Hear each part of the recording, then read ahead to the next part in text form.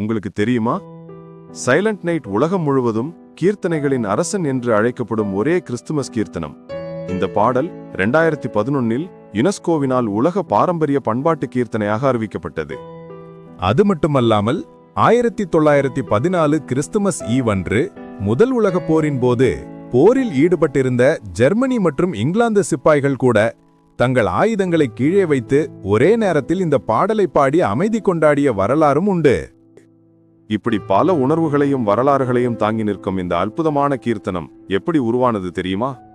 சுமார் 200 ஆண்டுகளுக்கு முன் ஆஸ்திரியாவின் ஓபர்ன்டாஃப் என்ற சிறிய பனியால் மூடிய கிராமத்தில் 1816இல் ஜோசப் மோர் என்ற இளம் கத்தோலிக்க பாதிரியார் இயேசுவின் பிறப்பை நினைத்து அமைதியும் அன்பும் நிறைந்த ஒரு கவிதையை எழுதினார். 2 ஆண்டுகள் கழித்து 1818 கிறிஸ்துமஸ் ஈவன்று அந்த கவிதை இசையாக மாறியது. அன்றைய இரவு செயின்ட் நிக்கோலாஸ் தேவாலயத்தில் கிறிஸ்துமஸ் ஆராதனைக்கு தயாராக இருந்தபோது தேவாலய ஆர்கள் திடீரென பழுதாகிவிட்டது. கிறிஸ்துமஸ் இரவு ஆர்கன் இல்லாமல் பாடல் பாடுவது எப்படி?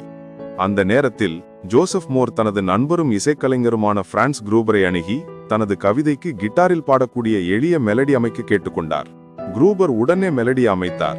அந்த பனி விழும் அமைதியான இரவில் கிட்டாரின் மென்மையான இசையோடு இருவரும் சேர்ந்து சைலண்ட் நைட் ஹோலி நைட் என்பதை முதன்முறையாக பாடினர்.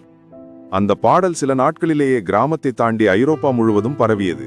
இன்று இது 300க்கும் மேற்பட்ட மொழிகளில் பாடப்படுகிறது. இன்று கூட கிறிஸ்துமஸ் இரவு இந்த பாடல் ஒலித்தாலே உலகம் முழுவதும் அமைதியும் நம்பிக்கையும் பரவுவது போல உணரப்படுகிறது.